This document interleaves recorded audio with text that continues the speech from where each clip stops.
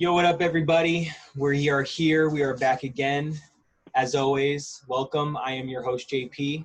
And I'm your host, David. And you are listening to 3 Count Reviews. Let's go. All right. Yeah. So, thank you for joining us once again for another episode. This is our first ever Impact Wrestling review episode. This is our second official episode here on YouTube for the revamp of 3 Count Reviews. And I say revamp because if any of you have seen the past videos, which are up on the channel, why not? Who cares? Watch the evolution. It was just me in the beginning. And then I met David. Long story short, I'm a dance teacher. We're both dancers, but he came by my studio to take my class. And then he kept coming back. And then one day I just asked him if he was into wrestling because he kind of made like an offhanded comment. And he said he was. And turns out we both watch, AEW and NXT religiously. And so I invited him to be a part of the show. So now it is no longer just I, but it is me, myself, and my good boy, David Jiang. So welcome back.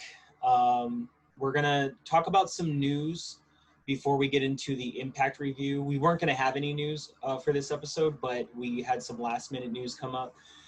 There's also some things that have happened as we're recording this episode.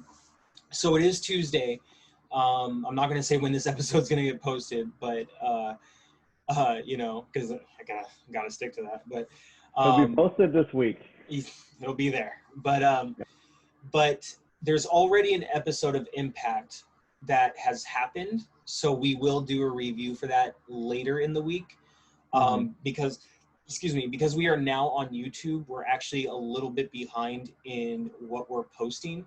So after this episode, we should be more on time with our with the schedule we prefer to release to you guys. So the idea is to record Thursdays, and then we'll talk about AEW and NXT reviews. We'll do a separate episode for Impact. If timing wise, if we can fit that in there while recording, because we do have separate lives. And then if not, Friday or whatever. And then the videos should be up by the weekend. So right now, the expectancy is that the episodes will be posted up closer to the weekends, but we'll try to do our best in the future by bringing it to you in a more cohesive, scheduled fashion. But that also takes your support. So as always, and you can probably hear my daughter yelling at my dog in the background, as always, hit subscribe, give a like, click that like button. It really does help. Thank you for all of our subscribers that we have so far. We love you guys so much. Follow us on Twitter, 3 Count Reviews with an S on reviews. Got to be very picky about that. We are the original, the OC. Like I said, I started this channel like a long time ago, but now here we are in 2020. So all love, and by the way, all love to everyone else that talks wrestling and puts up their own channel and all that stuff. I just don't believe in biting other people's ideas or names. So there you go. But we are the OC. We are the original. So without all my rambling going on, shout out Wrestle Talk TV. We do love them, by the way. We love Wrestle Talk. So if they see this, we love you guys. Big love to you guys. You are a big inspiration behind essentially me starting the channel, but behind both of us really wanting to, put in the time and make this work despite a pandemic, despite, scheduling issues, despite work, whatever it may be. We are here, and that's all that matters. So for now, the videos will be posted. Turn on the notification bell so that whenever we post videos, you just, you see it right there. We do have an episode dropping tomorrow, which would be Wednesday, the 28th of July. That video will be going up at 8 a.m. So that video is scheduled. And so, that will cover AEW and NXT review from last week, from Wednesday, July 22nd, as well as recent news. So it's not all, past stuff. There is recent news to check out. So check out that video when it gets posted, and then look out for this when it gets put up. So There are a lot of dogs going nuts in the background. Give me 1 second. Let me see if I can mute my headphones. Can you hear me? I can still hear you. You can still hear me? Yes, sir. Oh, that's horrible. Hold on.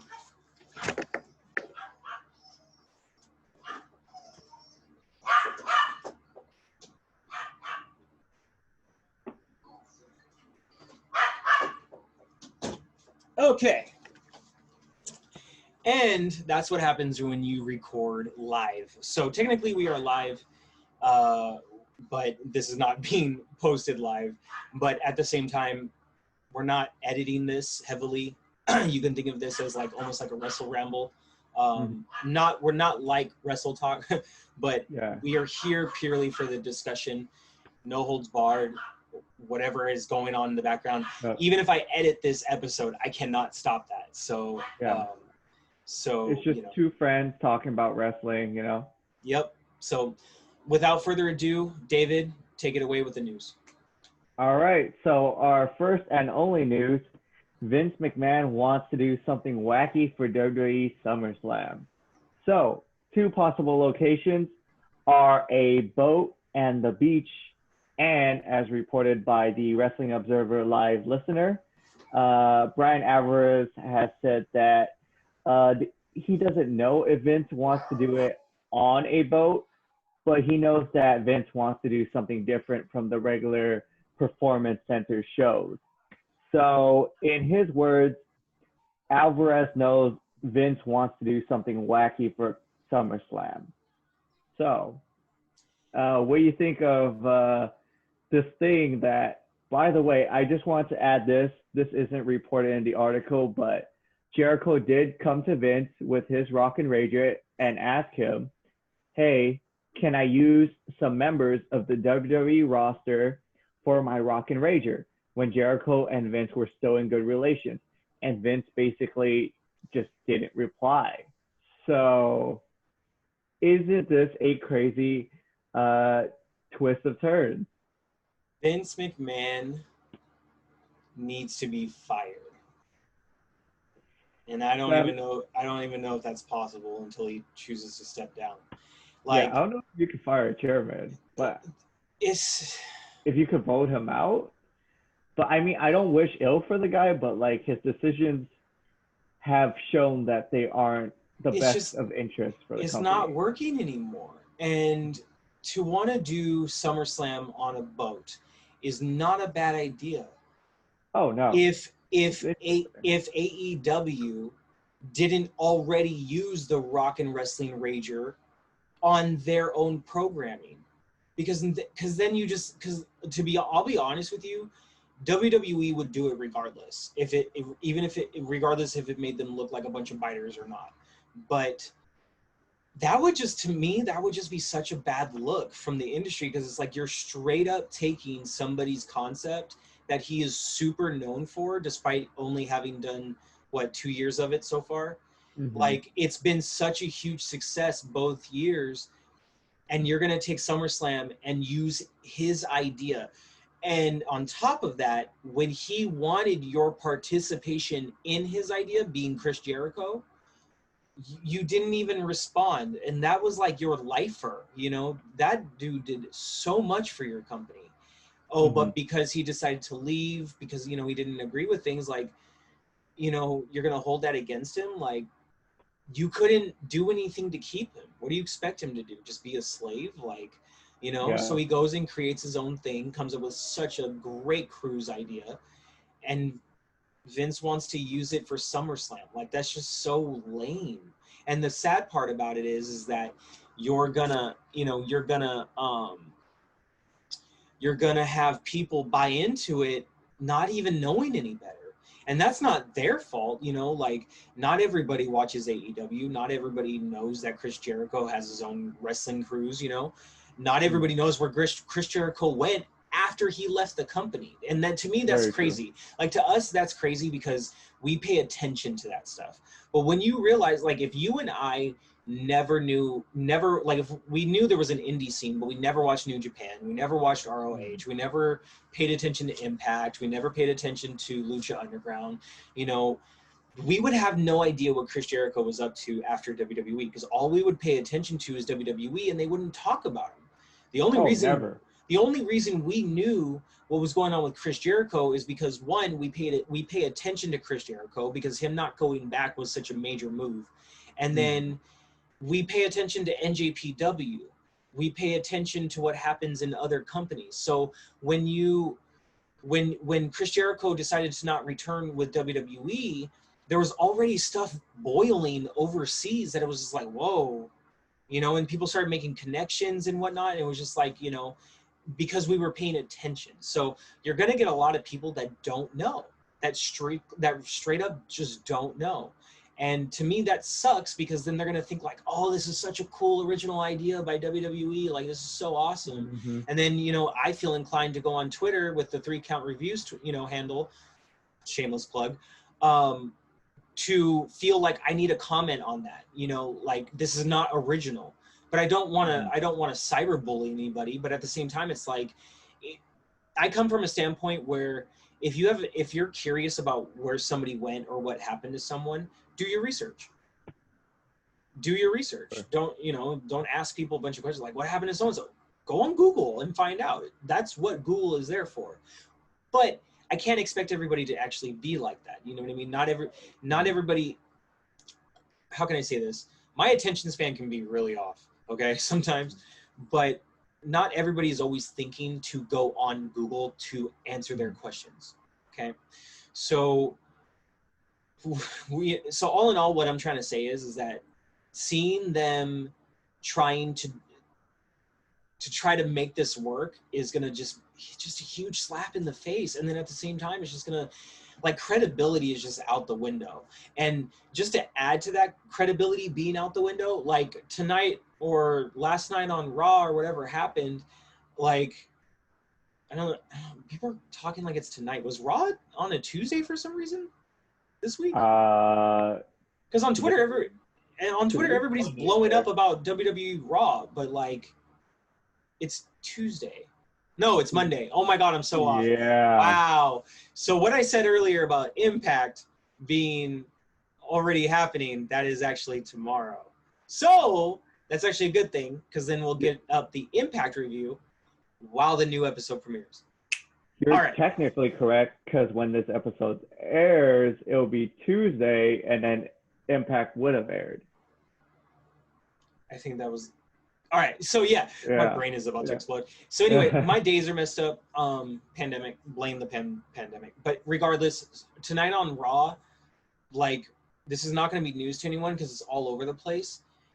This is how they wrote off Kairi Sane. And I didn't even watch the match. I just read what people were writing. And so Sasha Banks, no spoiler, because you're going to find out by the time this video gets posted, is now your women's champion. She defeated Asuka in a count out finish. When Asuka was the champion. Was she the champion starting into this? Because the ending was confusing. I think Asuka, I think because that ending wasn't really official, I think Asuka was still the champion, and this was like definitive. Now here's the crazy part.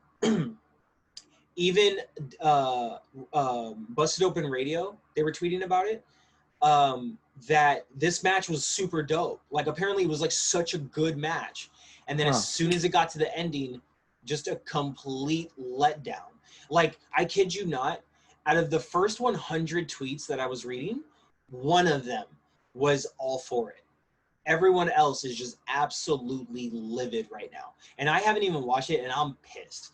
And this is how they this is how they were supposed to write off Kairi Sane, because I guess Kairi Sane loses the title for Asuka, or Kairi Sane had some sort of involvement, and so this is how they write her off. Like, it's just, oh man, like, look, your talent wants to leave, you're not happy about it, but you cannot afford to do dumb things towards them on TV when it sacrifices the quality of your product. Mm-hmm. Like, what are you doing, WWE? What are you doing, Vince McMahon? So back to this whole cruise thing, everything just flies out the window. Creativity, storyline, concept, continuity, you know, cohesivity. Like, it all just flies out the window. And I am not for this. I don't care how great it looks. I don't care how dope the ship is. I don't care how cool the ring is or the video packages. I may enjoy this. I may enjoy that. I don't care. I feel like I might not even watch it. I might boycott SummerSlam. Can we trend that? Boycott SummerSlam? Because it is a complete, if this happens, it is a ripoff of Chris Jericho's Rock and Rager. And that has been my rant. That's fair. But I'm going to play devil's advocate here. Don't do it. I'm sorry, I got it. So, to Vince McMahon's credit, despite it being very late, as they do with most things, he's trying something new, though. Despite this being someone else's idea, he's trying to go in a new direction, which is very rare for him to do. And despite him doing off the back of someone else's idea, I prefer him do that than do nothing and just continue doing these PC pay-per-views. See, now for me, I am on the fence because, yes, I agree with you. I would much rather have something new than the same old crap. But it's like I used to tell people, Tyra Banks is a very beautiful woman, but if she was a complete jerk, that beauty would mean nothing. So how I relate that to Vince McMahon. Vince McMahon came up with a new idea, but he's ripping off of somebody else. So does it really make it that great in the end? But I do not disagree with, yes, it is something different. Yes, it is Vince stepping out of his glass box, if you will, which is a plus. So maybe there can be an upside to him doing this, even if it's a bad look. Like, maybe it sparks other new ideas that he never thought he would do before or invest in, you know. But it's WWE. You know, one thing happens and then this is the change. More things are going to happen, and it just goes back to the same old crap. You know, we got a new SmackDown. We got a new Raw. Nothing changed. It just got worse. Like, man. I can't argue with that, yeah. That has been the case. The most damning evidence has to be Kofi's title run, but we're not going to get into that. That's its own story, man. So I agree with you there, yeah. I don't want to talk about it. Kofi's title run, it hits a nerve, you know? Bray Wyatt's title, the Fiend's loss in his first Universal Championship match, that strikes a nerve. The fact that he lost to Goldberg. Why do you even have him win the title? Cedric Alexander in a jumper and mask. Oh, by the way, did you know Shayna is coming back, but to main event? Your longest reigning NXT Women's Champion is on main event. By the way, at this point, main event is its own, like, NXT group that, like, Vince McMahon gave up on. And it's a lot of talent at main event right now, for some reason. Because he gives up on a lot of people. Yeah. It's crazy. At this point, we might have to review main event because it has most of their talent. Only if they are putting on good matches. Like, if it's like a sleeper show where... Oh, yeah, I was just joking, but... Yeah, I know. But, like, if it's like a sleeper show where nobody's, like, going to pay attention because it's main event and they're actually putting on, like, 205 live matches... Oh, yeah, I know what you mean. I wouldn't mind commenting on some things, you know, just because it would be like, whoa, you know. But Shayna needs to leave. Shayna could do wonders in Impact. She could do wonders in AEW. She could kill in New Japan. Mm-hmm. Absolutely wreck in New Japan. I don't know why people hold on to WWE so tight. I mean, despite contracts, I don't know why people do it. Like, I can understand before in the past, but now the way things are now, I don't know why people hold on to WWE. Like if Sure. Shayna didn't have a choice because she's still in contract and that's all she could get from them, it's a payday, right? You still got to put food on the table. I get it, but when is enough enough? You know, man, Yeah. I can't, like, in recent times, I don't know anybody who has been shafted so hard like her. Like I would have said Asuka, but now I really feel like Shayna Baszler takes the cake because Yeah. she was just like Asuka, came into main roster even more dominant the way they booked her compared to Asuka, and now she's on main event. She was supposed to win Royal Rumble, but then there was backstage politics against that, so Charlotte won. That had its own fiasco, by the way. Man. And then she was supposed to win against Becky, but then they had the whole thing where they wanted all faces to win at WrestleMania. So she got shafted there. And then after that, she just didn't do anything at Money in the Bank for their pay-per-view. And then we haven't even seen her since. It's crazy, man. Sad. It's really sad, bro. But anyways, speaking of leaving to different companies, let's review Impact. Yes. So we are going to get into our first ever review of Impact Wrestling. Heyo! If you guys didn't know, Impact Wrestling actually premieres every Tuesday night on Access TV. But after seeing this episode of Impact, and I'm going to sound like an infomercial here, Impact actually has their own app called Impact Plus. So it works essentially like the WWE Network app. Essentially. So if you are an old school Impact fan, if you're new to Impact and you just want to see more, I would suggest downloading that app, Impact Plus. I'm not really too sure what the subscription is. I do know it's a 30-day free trial. I know I'm going to try it out. You know, we'll probably have it like for the channel, like we'll have like an account for that. So, you know, just so we can see more content and whatnot. I think that's really cool that Impact has that. Before we get into the review, I just want to say, I am very impressed with the way Impact looks now. And in the episode, they had a flashback moment to Bobby Lashley versus Eddie Edwards. And that was a perfect example of the Impact I was not into. The match was dope. It's the ring that took me out of it. It's just the ring. Just the ring. It's a setting, you know? And I get what they were going for. It's just that ring never really worked for me in what this industry is. And if you're going to use a ring like that, your Irish whips need to make a lot more sense. But all in all, this was a beautiful show to watch. I love their promo packages. I love the colors. I think like it's like a shiny maroon or whatever and white. Like I love that. Yeah. I think it looks beautiful. Shout out to all the talent. And with all that being said, let's get into the review. All right. So first on the card, we start off with a promo from EC3. EC3, his main message is control your narrative. And you'll see what he means later on in the night. And this was a good promo package. I like where he's going. Yeah. I like where he's going.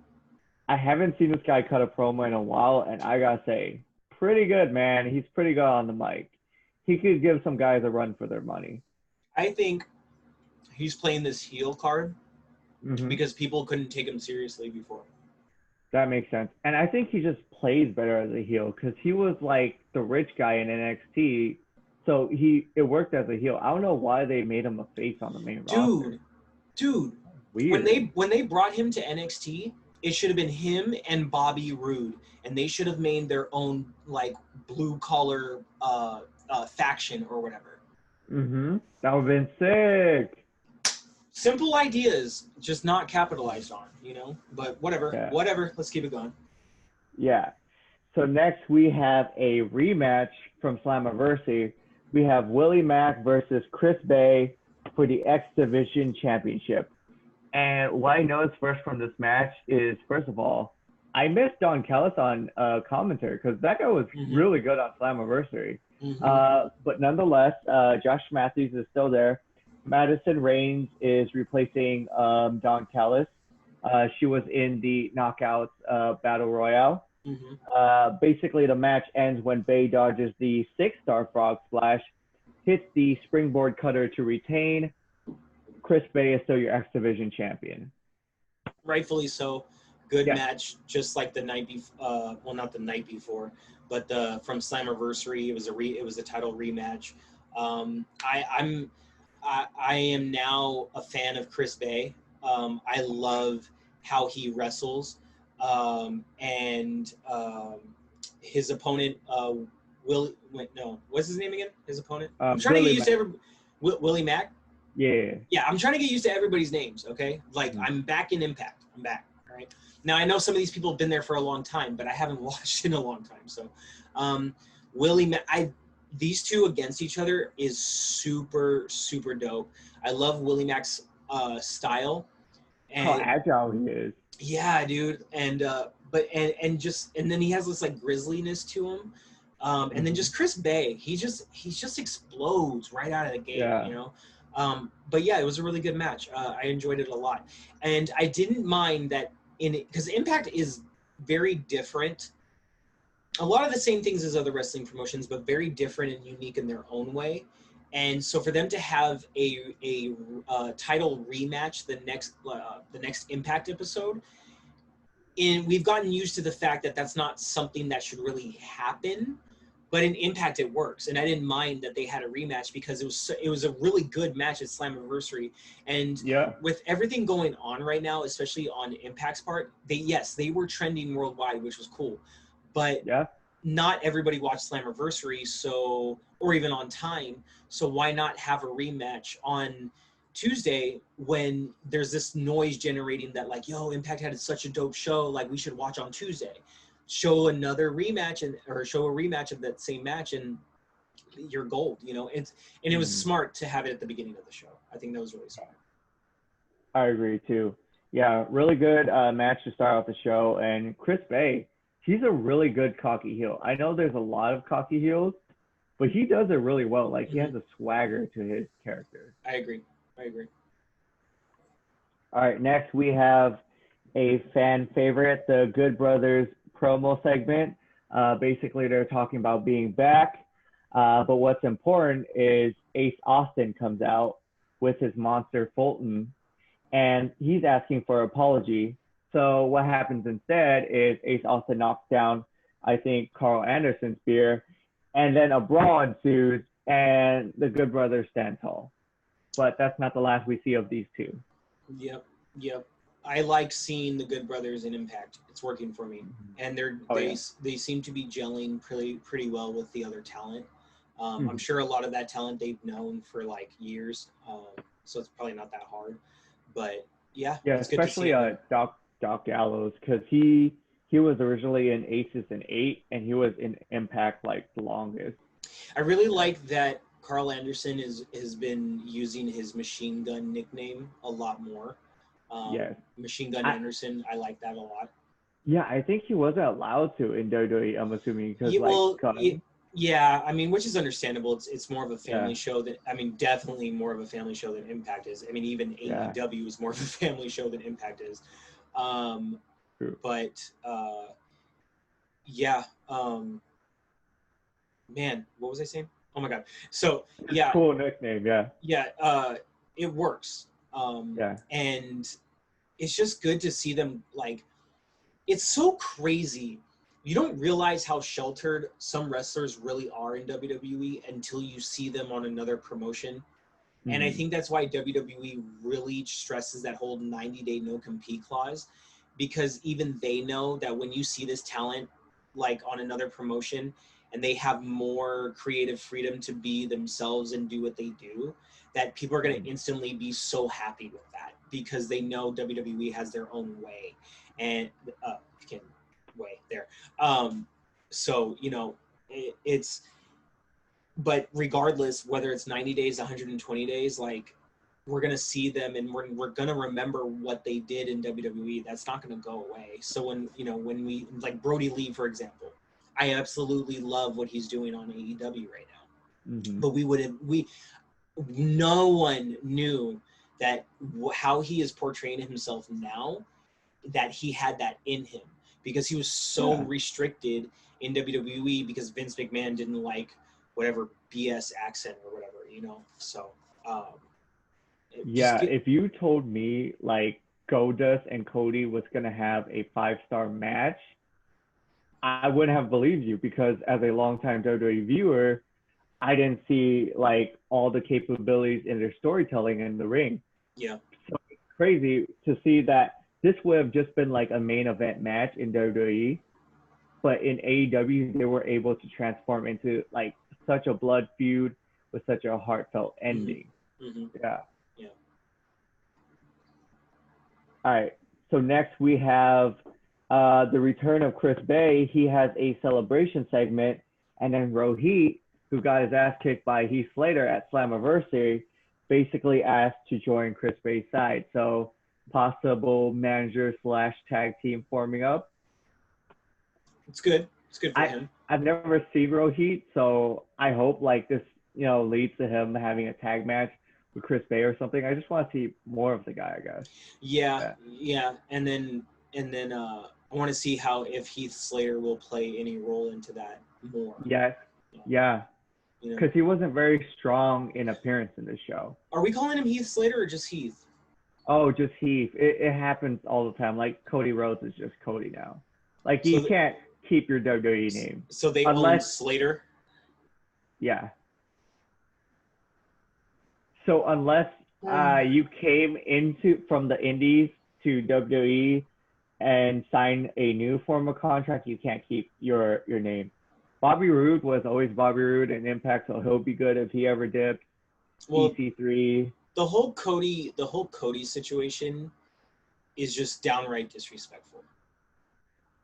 Because of his dad, Dustin Rhodes, too. You're owning rights to his last name. This isn't a gimmick. Like, it's his actual name. Like, hey, we can talk about that forever, but. Yeah, I found it funny how they worked around it, because they always said Cody and Brandy Rhodes, because her name isn't like legalized. So the way it sounds, it still sounds like Cody Rhodes. Very smart. I laugh every time they do that. I think it's so funny to me, and I think they get a kick out of it.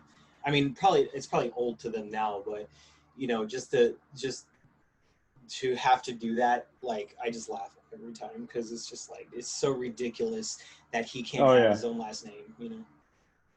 It's his legal name. That's Vince McMahon. The pettiness of Vince McMahon. That's what it is. And next we have, it's not really a murder match, but Kiera Hogan gets murdered. You'll see what I mean. So it's a tag match between Tasha Steelz and Kiera Hogan versus Havoc and Nevaeh. Sorry if I butchered that. Nevaeh. Yeah. So the match comes to a close when Havoc has Kiera in a tombstone power driver, and she just had the setup for a while, but Steelz hits Havoc with a steel chair. Havoc isn't phased, however, and Nevaeh actually wipes out Steelz, and Havoc hits the tombstone power driver anyways. Now Havoc and Nevaeh already won when Steelz hit the steel chair to Havoc by disqualification. And then after, it was just insult to injury on Kiera Hogan.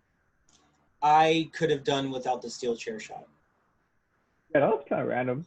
I thought they were going to win anyways. There was no reason for it. Like, you hit her with the steel chair, which causes you a loss because now you're disqualified.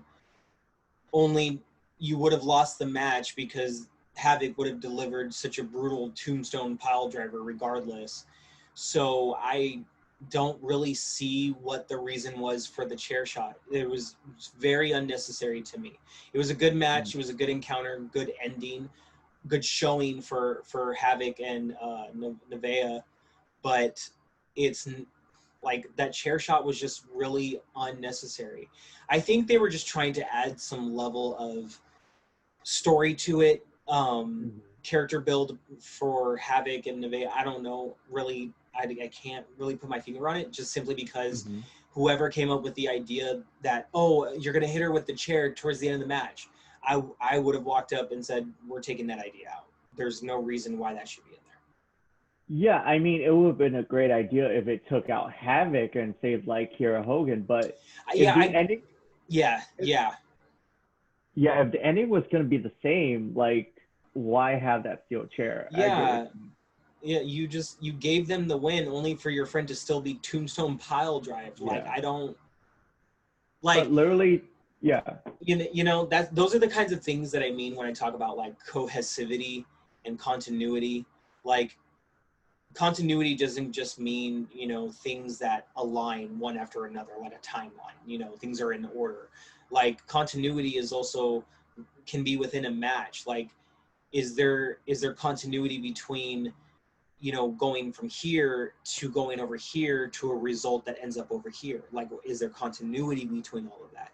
And there was just no reason for this chair shot. But it happened. It happened, and you can't change anything about it. It is what it is. We do know that Impact is always kind of in a position where they're trying things and they're learning as they go all the time, you know, because they always want to do something new and something better, which I think is admirable. But whoever booked that chair shot, no, that wasn't it. Not for me. But it was a see, it's hard. Okay, it's kind of like that Sasha Asuka match. Like, it was a good match until the ending. Like, you know, but that tombstone pile driver. My cup of tea. Yeah, that tombstone pile driver was still vicious to the point where that was my cup of tea. Where I was looking at Havoc like, Jesus Christ, you know. She's murdering people out here. I just wish the lead up to that was done a little bit better. That's all. Okay. I 100% agree. Yeah. And next, as you mentioned previously, we have a replay of Eddie Edwards versus Bobby Lashley. And I get what they're doing. You know, Bobby Lashley is in WWE right now, and they need a way to legitimize their current Impact champion. What's the best way? Show replay of the monster Bobby Lashley versus their current champion, where he beats Bobby Lashley. So this is the purpose of this highlight, and also, you know, gives a lot of time to their show, and it's a really good highlight despite the ring shape. Yeah. It was a good match. It was a great highlight. It's good because they knew they were going to have new viewers. So to show a little bit of nostalgia. And I think it was smart to show a match that had Bobby Lashley in it, because, you know, Bobby Lashley's he's been in a prominent position, so to speak, in WWE, and he still is right now. So it's like, people are going to see that and be like, oh, Bobby Lashley was in Impact? Yeah. Oh, that's cool. Dang. Like, who else? Is there anybody else in Impact that I might know? And then that gets you viewers. So I think that was smart. That was really smart. Especially because this is after Slammiversary. You know, as far as I know, Slammiversary knocked it out of the park. They did really, really, really well. So, you know, there were certain things set up for this episode last Tuesday that were really, really smart, well played as far as like viewer retention and drawing in new eyes. So, yeah. I agree, man. So next we have a possible setup for the next night of Impact. Sami Callihan confronts Ken Shamrock about their tag loss, but Ken just kind of agrees that, yeah, it was my fault, dude. And then he just leaves it at that, and it looks like they're going to talk about it the next night of Impact. Very interesting. Yeah, I thought they were going to get very hot-blooded. It was going to lead to them feuding or something, but I get the slow burn on the progress. Like, it leads you to watch the next episode, so I'm for it. Which is cool because it is a little different than what you think would happen in that type of scenario, but that's good. We're watching NXT, AEW Dynamite, and now Impact, we want the three to be different. And very true. That is partly how you do it. You take a situation where most likely it would be booked one way, and you don't book it that way. You try something a little bit more natural. Maybe it's something a little bit more organic, something different, just something that is not. It's like how one of my greatest friends in dance told me, when you are choreographing or freestyling, do not show the audience your next move. Stay unpredictable, because if you lead into a move, you instantly give it away. Or if there's like a series of moves that you always do, and then you always go to this other move, and that's like your thing, don't go to that other move all the time. Think of a different direction, so that when people are watching, they're like, oh, he might do this. Oh, he didn't do it. Oh, he went this way. Whoa, like that's tight. Like always stay unpredictable. That's I like that. pretty much, yeah. So. Nice. All right, so next we have a very quick match, Hernandez versus Rhino, and money is bet on the line. And I don't know too much about Hernandez besides their tag team, Hernandez and Homicide. They were part of LAX. They feuded with Santana and Ortiz when LAX was breaking up. But besides that, I thought we were going to see a little more of Hernandez. But before Hernandez takes off his shirt, Rhino spears him for the win. I feel like this might be a double or nothing situation. Shout out AEW. Yeah. But in a sense, because it was the way Hernandez was looking at him after the match, he was like really mad, but then he was nodding his head. He was like, okay. Yeah. So I think this feud's gonna continue. Yeah, sure. I feel like he might like put more money up, or like say like double or nothing, and then he'll like one up Rhino, and Rhino will be like, all right, and then they'll probably lead into something where like they would put real like big money up. But Rhino can be a really funny dude, so I'd really like them to try to utilize some humor in that situation, because with Hernandez, he can say a lot without saying anything at all, and Rhino is the exact same way. But if you can somehow capture humor between the two of them while going on with this storyline, for lack of a better phrase, you know, I think that would be really cool. I think it would be good to see. It looks like that's the direction they would go in, just because, like I said, just because of Hernandez's reaction at the end. So I don't know. We'll see. Yeah. Do you think this could lead to a Homicide and Hernandez versus Heath Slater and Rhino? If they choose to have Heath and Rhino around each other. Yeah. I don't know if that's something they want to do, especially since if you notice, Heath is on this like whole new thing with himself. You know, there has to be more follow-up from Slammiversary as far as Heath is concerned. It just doesn't seem like that's the direction that they would go in, but I could see them using Heath's whatever he's doing right now and whatever Rhino is doing, and somehow having that, you know, intersect at some point. I could see that, and then it could work, you know. I just don't think that's the focus yet. Oh. Yeah. Good. All right. So next we have another debut. It's Brian Myers, formerly known as Kurt Hawkins, and this is his highlight vignette.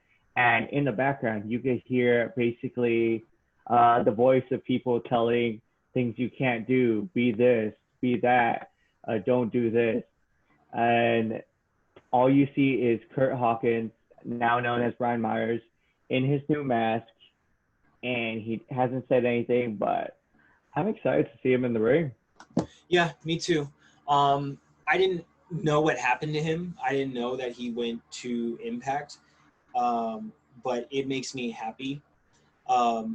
Impact needed something like this. They needed a wave of talent to come in to really help revitalize the brand. You know, the other talent that they had been around for so long, or came from like certain other promotions and whatnot. You need people that have a following behind them from a promotion like WWE to get those people to look at the people that are at Impact. Impact will always have its dedicated audience. We know that by now. You know, there's too much evidence of that. And that's not a bad thing. They need that to survive. But now you're going to have this whole new wave of an audience coming in because of who is in your company now. So Yeah, I'm just excited, dude. Like, bring more, Hmm. Like I said, Impact is looking good. So Yeah. I'm happy about it. And next we have a interview segment where the Knockout's new champion, Deonna Purrazzo, is being conducted in an interview, and then Kylie Rae intervenes and reminds her that, hey, I'm the number one contender. And this time, initially, Purrazzo doesn't shake Kylie Rae's hand. But then after hearing what Kylie had to say, she goes to shake her hand. Kylie is happy to shake it. Turns out Peraza's just trying to break her freaking arm, man. And then they have a couple of people pull them apart, and that ends the segment. Yeah. I'm very excited for this title match, man. I am too. I like both of them a lot. Deonna Purrazzo is a dope talent. She was not utilized in the other company. And Kylie Rae, Kylie Rae, yes. God, that is so confusing. I've always been a fan of hers since the first time I saw her, and her quirkiness and bubbliness works really well for her. This should be a fun match because no matter who you put Kylie Rae up against, it's gonna be a mix of personalities. But Deonna Purrazzo and Kylie are so different in their personalities that I'm interested to see how this championship match goes and what the end result will be. I mean, I don't think they would take the title off of Deonna Purrazzo early, but then again, you never know. And I wouldn't mind seeing Kylie Rae with the title. She, has the skill. She's really, really good in the ring. So, we'll see what happens. But this was a cool segment. This was a really cool segment. My only thing with Deonna Purrazzo is maybe you shouldn't wear coats where when your hand sticks out of the sleeve, it looks like a little nubby nub. Fair enough. You shake my nubby nub? Like, it was just, I noticed little things. And when it comes to putting on a production, those little things to me matter. And there's a reason why WWE styles their talent, even though they may let them dress freely certain times, they dress them specifically because everything needs to remotely make sense. Except for storyline and creative, that doesn't have to make sense. But the wardrobe and makeup has to make sense. So for Deonna Purrazzo, that's my only gripe about that segment. But it was cool. I liked it a lot. Deonna looks good with the title. She looks really good with the title. And here's an exciting aspect. This is the first ever ex-NXT superstar versus ex-AEW superstar. Crazy. Yeah. Oh, wow. I didn't even think of that. That's crazy. Yeah. Damn. That is wild. I wonder if they said any. They've had to have said that to each other. Yeah. Let's see who's better, NXT or AEW. Yeah. like that would be funny, But that is crazy. That really is crazy. Now I want to see this match even more because if you think about it, Kylie Rae has been with Impact longer, but not that much longer because she was in AEW not that long ago. So to see the influence of AEW on Kylie Rae and NXT on Deonna Purrazzo, this should be really good. This should be really, really good. Yeah. So whatever that is, I am so ready for it, man. Me too. We're definitely watching that. Yeah. Man, I didn't even think of that. That's crazy. And next, we have our new Impact champion. We have a Eddie Edwards promo segment. He talks about being a fighting champion, bringing stability and credibility to the world title. And you know who interjects?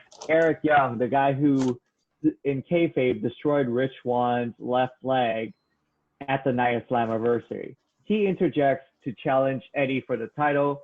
And I thought this was odd because Eddie said he was a fighting champion before this. And then he basically said no because you broke someone's leg. So I guess it was justified. But I thought maybe you shouldn't mention fighting champion if you are going to deny people for certain reasons.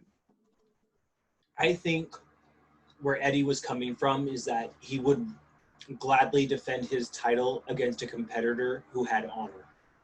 And so Fair. what he did to Swan was honorless. That's kind of how I took it. That's kind of how I took it, you know. Like, there was still justification on it, don't get me wrong, but I just thought it was a little odd. But I agree. There is a reasoning to it, yes. I do agree because you have to think about the fans that or just people in general, where when they're hearing you say something, they're gonna stick to what you're saying, and then they're gonna think about that. So when you do something that contradicts that, they're gonna be like, what? Yeah. Huh? Or at the same time, they might not even notice. For us, we noticed, you know. But yes, it is weird. But I mean, I guess to try to give it some justification, that's kind of what I would go with. Yeah. That's fair. Because I mean, he did really come at Rich Swann pretty bad. Yeah. Unless Eddie Edwards is scared.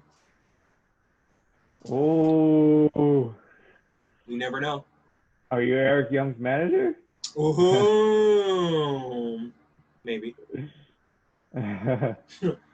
Let me know. Okay. So next we have Moose versus Falaba, and this is for the unofficial TNA championship.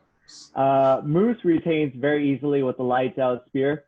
And I was mentioning this for the Slammiversary review. There's TJP, but he's not wrestling again. So from the looks of their wrestling attire, it looks like they're a tag team. I'm not really excited about where he is because I remember when he debuted, he fought against Ace Austin for the X Division champion when Ace Austin was still champion. So it's really weird. I'm trying to find an update on TJP. Hopefully he does more in the next episode of Impact because he's a really good wrestler, man. Yeah, I was happy to see TJP come out, and then I was even more happy to see another Filipino talent in the ring. I thought that was really cool. Falaba, right? Yes. Yeah. I've never heard of him before. I don't know if maybe he had a different name. But I definitely want to see more for him because, one, there needs to be more for Filipino talent. True. Because people would be surprised like how many Filipinos actually like love wrestling and really try to go after it, but it is kind of difficult. But TJP, like, I'm a super huge fan. We've talked a little bit on Instagram. I showed him some love. He messaged me back. And then it was just a little chat and whatnot. He's just a super cool dude, super big ass nerd, gamer, but at the same time, TJP has to be one of the most technically creative wrestlers I've ever seen perform in a ring.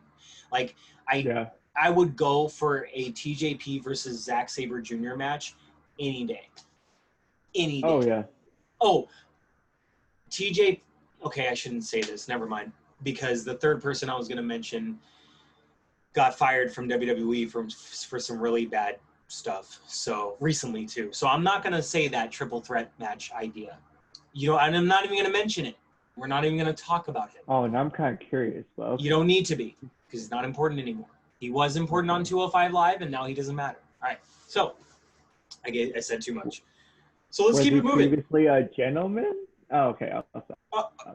Okay. I got it. Okay. Oh God. Okay. So this is a setup segment because Gallows and Anderson are walking to their cars in the parking lot, trying to find the nearest bar. And then Ace Austin and his monster Fulton shows up. And then he's like, you know what? You got friends. I got friends. And then Reno Scum attacks Gallows and Anderson from behind. This sets up a match between the two next week on Impact. I'm excited. Which is this Tuesday. Yeah. And that'll be the Good Brothers' first official match? Yeah. So very excited. I really want to see if their style varies compared to how they were on the main roster. Because I always feel main roster wrestling is very limited. Like they're forced to be limited. So I'm curious. I'm interested to see if there's going to be move sets that we've never seen before, but they just haven't done since New Japan because, of what you just said. Yeah. But even if not, I just like seeing them wrestle, watching them wrestle just makes me reminisce about old school Bullet Club, I think they should make their own new faction, which seems like is happening right now. Could be, yeah. But yeah, I think they should run with that. But I'm excited for their first match next week or tomorrow night. Yes. Yes. All right, and next, I don't really know how to explain this, so I'll just say what happened. So this is supposed to be just a Rosemary and Johnny Bravo segment. And as a first-time viewer, I'm not really sure what happens, but I think Rosemary has supernatural powers, from my guess. Because what happens is she and Johnny Bravo go into a house. He mentions that he's an extra virgin. And then Taya Valkyrie shows up. And then Rosemary starts conjuring up wrestlers on the Impact roster. And this turns out to be an ad for Wrestle House, who, by the way, Josh Matthews, the other commentator, also has no idea what that is. So I'm very interested. I wonder if it's like a what was that show? Big Brother. I wonder if it's like that. It's an old show, but it was like a show of like people who live in a house. They even had like a celebrity version. Oh. But they live in a house, and you kind of just watch over their lives, in a sense, because most of the shots are like taken from like surveillance cameras, in a sense. So it's like Big Brothering, So it sounds kind of like something like that, or like just like the real world, but like a wrestling house. I mean, for Impact, it could work. My thing is that the idea would only really work as if you had people actually just act like themselves instead of having them super scripted for something like that. But I don't know if it's a real thing and not just like a segment that is going to happen every now and then and it leads to something. That would be kind of interesting to watch. Maybe it'll be a new show for the Impact Plus app. Yeah. Honestly, I have no idea about it, but all right, let's see how it goes, I guess. And then we have our main event. It's the Motor City Machine Guns returning to challenge the North for the Impact Tag Championship. And they had a good back and forth, but this ending feels like it could be a setup for a rematch because the North set up for their tag team move, but Sabin rolls up Ethan Page while Alex intercepts Josh from breaking up the pin. Motor City Machine Guns win by roll-up, and they are your new Impact Tag Team Champions. So, that was a good match. So did you think that they were going to win? The way that it was being set up earlier in the night with like the whole tag team record and this and that and all of that stuff, like what did you think was going to happen?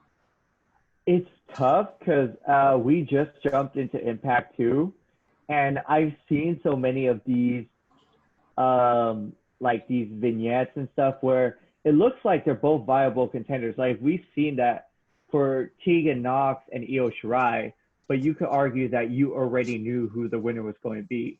Now, as a very short-time viewer, I wasn't too sure. Yeah. I just knew the Motor Machine Guns had a high chance, but there's no way I knew they were going to win because that was insane. Yeah, I didn't see them winning just because of the way they were kind of booking it. But I guess one giveaway would be my dog has a donut wrapped around his neck. So I guess one giveaway would be how the what's the other tag team's name again? The North. Yeah, the North. I like their name, by the way. They're Canadian, right? Yes. Yeah. Well, duh. But I guess when they said that they broke I think it was Motor City Machine Guns tag team street longevity reign that they yeah, broke. because they left apparently, right? Yeah. So the North comes in and wins it, becomes, breaks their record and everything. So I guess that is kind of a dead giveaway, because if you relate it to NXT, that's what happened with Keith Lee. Adam Cole kept talking about being the longest reigning champion and this and that, and then Keith Lee defeats him. So I guess that can be kind of a tell. Fair. But all in all, this was a dope main event. I enjoyed it, especially because it really got me to witness the tag team division. And if you think about it, the history of the tag team division within one match, because you're seeing talent who has been there before versus talent who is there now. But if this team, the former champions, broke the challengers' previous record, then what you're essentially saying is that this is a main event match of the two best tag teams in Impact Wrestling. So yeah, I was happy with it. I thought, overall, I thought this was a good show, and I thought this was a good main event to cap it off with. I was surprised that, at the ending, with Motor City Machine Gun Kellys taking the titles. I'm still learning names, people, but I like their style. I want to see more from the tag division. And I think that's because of AEW. Like, AEW has really set this standard on tag divisions, and with Impact, I'm enjoying theirs so far. So, yeah, there's not much more I can say because I'm still trying to take everything in with a grain of salt. Yeah. Impact has always, TNA even back in the day, has always been on and off for me. So, I enjoyed it, but I need to have another episode and another episode after that for all of this to really sink into me, that I now watch Impact again. Or if I want to be an old head, I now watch TNA again. Just kidding, but it is what it is. So great match, great show. I enjoyed every bit of it, despite the parts that I may not have liked or disagreed with or whatever. All in all, I really liked this episode of Impact. So I'm excited for tomorrow night's episode. Yeah. And sorry, I forgot to mention, Moose got attacked by EC3 at the end of his match. That's right. Yes, Moose did get attacked by EC3. That is what you were alluding to from EC3's promo at the beginning of the show. So we forgot to mention it. EC3 attacked Moose at the end of Moose's match, and this is what solidified the heel character that is EC3 right now. I would not mind just calling him 3. And to me, that wouldn't be a play off of 5 from AEW, because it's two completely different concepts and characters. But I wouldn't mind just calling him 3. Like that 3 logo that he has going on right now, that blue streak or like paint stripes or whatever. I really am digging that. I'm liking that a lot. Like, I'm just gonna call him 3 for now on, because this dude is on some other shit right now. He seems crazy. He's not the EC3 we used to know. He's 3. And if somebody's name is 3, they're crazy. True. You don't mess with a guy with a number for his name. Which way am I going? 3. Oh my God. That's correct. Yeah. 3. Dang it. All right. So yeah, but I'm really excited for EC3's future. I'm excited for all the ex-WWE talent that's over there now, because Impact is finding a way to make it all work. Like I said earlier, I really like the colors that Impact is using right now. I think they have a beautiful ring. I think they have a beautiful screen entranceway, and like I said, it feels nice to be back into Impact, because we want to watch as much of the industry as possible. And over here, the top 3 promotions would be WWE, AEW, and Impact over here. you know, so we should be able to support all of them. And I'm happy to say we are now doing so. Yeah. So if that's all, nothing Mm-hmm. else. Thank you guys once again for joining us in another jam-packed episode of 3 Count Reviews. As I said, this episode will get posted up soon. Expect our next episode to drop in the morning, but that won't make any sense to you by the time this episode gets posted. But just be on the lookout for that. Hit that subscribe button, give a like, turn on notifications, please. It really does support the channel, helps us grow. There's a lot more we would love to do.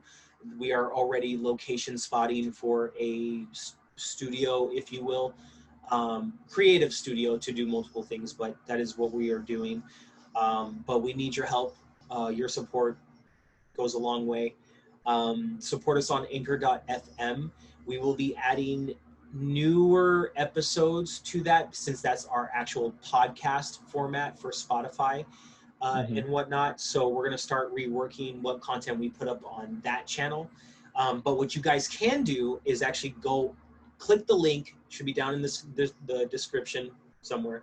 And when you click that link, it'll take you to our channel.